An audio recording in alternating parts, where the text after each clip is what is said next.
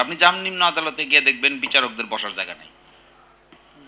নিম্ন আদালতে গিয়ে দেখবেন ২ বিচারক এক এজলাস শেয়ার করে। এগুলো শুনলে মানুষ হাসবে। মানুষ মনে করবে আরে আর আমরা ওই ধার কইরে গিবাত খাই। ২ জন বিচারক মিলে ২টা পর্যন্ত একজন বসে এক রুমে, ওই সেম এজলাসে ২টার পরে ৩টা থেকে ৪টে ৫টা পর্যন্ত আরেকজন বসে। মানুষ ২ জন, চেয়ার একটা। আরো ডেঞ্জারাস, টাইপ যে করবে কম্পিউটার নাই। হাতে লিখতেছে, লিখতে তার জীবন শেষ। তার নাম বিচারক। বইসা থাকতে তার অবস্থা শেষ। তারপরে রেকর্ড রুমে গিয়ে যদি যান, judicial record, justice delivery system ভালো না হলে আপনি কি করে ফাংশন করাবেন? ফাংশন করাতে পারবেন না তো। আপনি এনবিআর এর লোক, এটা করবে, তাকে আনসারেবল করবে কে? বিচার ব্যবস্থাটা থাকতে হবে তো, কুইক ডেলিভারি থাকতে হবে, কুইক সিস্টেম থাকতে হবে, তাহলে এই টাকা পয়সার জঞ্জাল তাড়াতাড়ি শেষ হবে। ঋণ খেলাপিদের ঋণ আদায় হয় না কেন?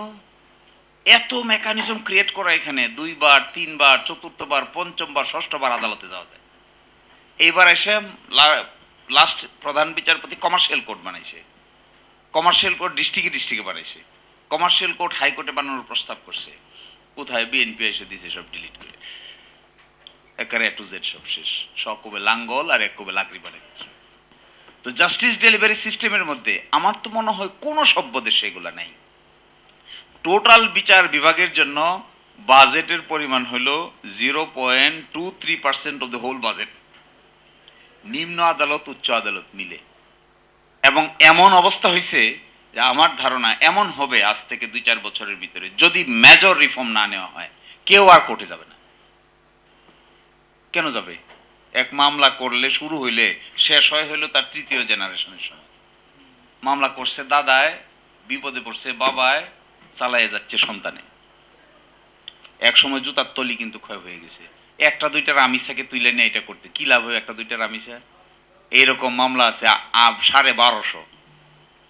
একটাকে দ্রুত ধরে না ফাঁসি ফুসি দিয়ে শেষ হয়ে গেল, তো বাকিরা কি করবে? ফ্রাস্ট্রেশন জন্ম নিবে, তো হতাশা জন্ম নিবে। এবং এটাকে কেন্দ্র করে জাস্টিস ডেলিভারি সিস্টেমটা এত নেগলেক্টেড, এ টু জেড, এগুলোকে ঠিকঠাক করতে না পারলে শুধুমাত্র এই ফ্যাশনেবল কিছু কথা, কাউকে ফ্রিল্যান্সার বানাবেন, কাউকে ওই বানাবেন, কাউকে ওই বানাবেন, আচ্ছা করবেন, কিন্তু একটা কথা বলছেন না যে এই ইভলিউশনটা হবে ৫ম বছরে, আসছে তো মাত্র। ভাঙা অর্থনীতি, আমরা জোর জবরদস্তি করে তাদেরকে তাড়াই দিয়েছি, ইন্টারিম গভর্নমেন্ট, তারপর একটা পলিটিক্যাল গভর্নমেন্ট। এখানে তো সব ঠিকঠাক নাই, কথা তো ঠিক না, নাই ঠিকঠাক না থাকাই তো স্বাভাবিক। তো ঠিকঠাক নাই জায়গাটাকে তিনি ঠিক করার দায়িত্ব নিয়েছেন। টাফ কাজ, আমার ধারণা ভেরি টাফ কাজ। খালি সমালোচনা করলেই তো হবে না। খালি সমালোচনা করে অযথা কথাবার্তা বললে কি লাভ হবে? আমার দায়িত্ব দিলে আমি তো পাগলই হয়ে যেতাম। ডেঞ্জারাস ব্যাপার তো এটা। এত কোটি টাকার ঋণ আমার পরিবারে দেখছি আমি, আমার ওয়াইফ, আমরা এক সময় ২ জনে মিলে চাকরি কাজ করি, আমরা ২ জনে মিলে ২০ লাখ টাকা লোন নিয়েছিলাম এক গাড়ি কেনার জন্য। ৩ বছরে ২০ লাখ টাকা আমরা পরিশোধ করছি মাসে মাসে। প্রতি মাসে সাবজেক্ট ম্যাটার ছিল, আরে টাকা বাইরে যেতেছে, তাড়াতাড়ি দাও তাড়াতাড়ি দাও, দিয়ে দিই। ২০ লাখ টাকা চিন্তায় ঘুম আসতো না। ২০ লক্ষ টাকা আমরা নিয়ে নিছি এক ব্যাংক থেকে গাড়ির এগেইনস্টে। ২ জনে চাকরি করি, তাও দিয়ে শেষ করতে পারি না। আর কি করে এই ২৪ ট্রিলিয়ন ঋণের বোঝা মাথায় নিয়ে বাংলাদেশের যাত্রা শুরু করতেছে ভদ্রলোক। স্টেমিনা তো খুব শক্ত ওনার। আমি তো দেখি ওনার nervous system is very strong. অস্বাভাবিক তো এটা। এই জায়গায় এসে আমার ধারণা যেটা করা দরকার, আমার সামারিটা হলো যেটা করা দরকার, করাপশন কিভাবে কমব্যাট করবে, that should have a very very implementable achievable policy. Corruption, how to combat corruption অসম্ভব। আমরা যারা গ্রামে বসবাস করি, কিছু রাজনীতির সঙ্গে জড়িত, আমরা দেখি কৃষক কার্ড দেয়, এই কৃষক কার্ড এটা আর কৃষকের মধ্যে নাই, এটা অন্য ক্লাসের মধ্যে চলে যায়। এটা অসম্ভব। কারণ কি? সব রাজনৈতিক দলের নেতারা মনে করে এই যে টাকাটা যাচ্ছে আমার চোখের সামনে দিয়ে, এটার মধ্যে তো আমারও ভাগ আছে। এবং এই ভাগটা ইমপ্লিমেন্ট করতে গিয়ে এমন ফিউরিয়াস হয় যে কি যুক্তি, কি বুদ্ধি, কি দায়িত্বে আছে কি নাই, এটা তার মাথায় আর কাজ করে না। তার কথা হলো আপনি এমপি সাহেব, আপনি পাবেন, আমি কি? আসলে তো তিনি কেউ না। তো আমাকে পার্টিসিপেশন করতে দিতে হবে, ওই ফাইন্যান্সিয়াল পার্টে পার্টিসিপেট করতে দিতেই হয়। আরেকটা বাস্তবিক করতে আমরা যেটা দেখতে পাই, টাকা যায় ঠিক আছে, বিভিন্ন তরিকায় যায়, এই টাকাটা ডিস্ট্রিবিউট করে আসল বেনিফিশিয়ারি রিসিপিয়েন্ট যারা, তাদের কাছে যাইতে যাইতে মাঝখানে যে সিস্টেম লস হয়, এটা কিভাবে ট্যাকেল দিবে, এগুলোর সিস্টেম ডেভেলপ করতে পারলে ঠিক আছে। কিন্তু এগুলোর সিস্টেম ডেভেলপ করতে না পারলে শুধুমাত্র টাকার অঙ্ক বাড়িয়ে অনেক অসুবিধার জন্ম হইতে পারে।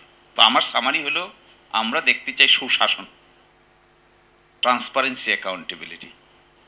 আর পরে কিছুদিন না খেয়ে থাকলেও আমার ব্যক্তিগতভাবে কোনো অসুবিধা নেই। কিন্তু ট্রান্সপারেন্সি, অ্যাকাউন্টেবিলিটি সিস্টেমটা যদি ডেভেলপ করে, এইবার 938 কোটি টাকা, কিছু না হয় ডেফিসিট আছে, অনেক 2,34,000 টাকা লক্ষ কোটি টাকার ডেফিসিট আছে। আগামী বছর আরেকটু ফিল আপ হবে, আগামী বছর তারপরে আরেকটু বাড়বে, তার বছর আরেকটু বাড়বে, তার বছর আরেকটু বাড়বে। তখন তো এটা 9,34,000, 10,34,000 মতো কালেকশন হইতে পারে, 34 লক্ষ হোক না, কিন্তু টাকাটা যাবে কি করে পরে? এই সিস্টেমেটিক ডেভেলপমেন্টটা যদি আমরা দেখতে পাইতাম, আমি ব্যক্তিগতভাবে খুবই খুশি হইতাম। নো ম্যাটার কে সরকারে থাকলো, কে সরকারে থাকলো না, এটা নিয়ে আমার খুব কনসার্ন না। আমার ধারণা আমরাও যদি সরকার চালাইতাম, এটাও আমাদের জন্য বিরাট চ্যালেঞ্জ হইতো টু কমব্যাট করাপশন। কারণ করাপশনের লেভেলটা এভরিহোয়ার, কোর্ট কাছারির এ টু জেডে যা দেখি আমি, করাপশনের লেভেল সর্বনাশ। সিস্টেমেটিক রিফর্ম ছাড়া, যে রিফর্মের স্বপ্ন আমরা দেখেছিলাম, যে রিফর্মের স্বপ্ন নিয়ে দীর্ঘদিন পর্যন্ত আমরা নাড়াচাড়া করেছি, এইটা এমন একটা ইন্টিগ্রেটেড সিস্টেম, এক জায়গায় বাদ দিয়ে আরেক জায়গায় টাকা নিয়ে টানাটানি করলে লাভ হবে না বেশিক্ষণ। এই ইন্টিগ্রেটেড সিস্টেমটার মধ্যে তো পরিবর্তনটা আনা গেল না। সুপ্রিম কোর্ট সিস্টেমের মধ্যে, লোয়ার জুডিশিয়ারি, আপার জুডিশিয়ারি, জাস্টিস ডেলিভারি সিস্টেমের মধ্যে ঘুষের বাণিজ্য আর দুর্নীতির পাটটা যদি সরাইতে হয়, তাহলে যে রিফর্ম করতে হবে, এটা রিফর্ম করা খুব সাহসের ব্যাপার। বেটার হবে যে মেকানিজমটাকে ইউজ করে টাকাটা যাবে, এই মেকানিজমটাকে কিভাবে ট্রান্সপারেন্ট করা যায়, এইটা যদি ওনারা করতে পারেন, ডেফিনেটলি বাংলাদেশ আগাইতে বাধ্য হবে। আমরা তো আছি, থাকবো, সবাই একসাথেই থাকবো। এত একটু মতদ্বৈততা আছে, থাকুক না মতদ্বৈততা, কিন্তু গুড গভর্নেন্স হবে, ট্রান্সপারেন্সি, অ্যাকাউন্টেবিলিটি হবে। ওটার সঙ্গে আমার মতদ্বৈততা কি? ওটার সঙ্গে আমার কোনো মতদ্বৈততা নেই, থাকবেও না, কোনোদিনই থাকবে না। কিন্তু যদি এই টাকাটাকে করাপশন ফ্রি হিসেবে আয় এবং ব্যয়ের মেকানিজম বের করতে পারেন, আমার ধারণা আমাদের বিরোধী দলেরও এই জায়গায় যথেষ্ট ঘাটতি আছে। আমরাও এমন কোনো স্ট্রাকচারাল চেঞ্জের বাস্তব রূপ দিতে পারি নাই, যে রূপটা দিলে পরে এই পরিবর্তনটা গ্রহণীয় হবে বা অ্যাচিভেবল হবে। এখানে মনে হয় ইন্টেলেকচুয়াল এক্সারসাইজের ঘাটতি আছে। We all should engage our intellectuality. খালি গভর্নমেন্টকে দুইশো তো লাভ হবে না, গভর্নমেন্ট তো আমাদেরই অংশ। থ্যাংক ইউ সবাই।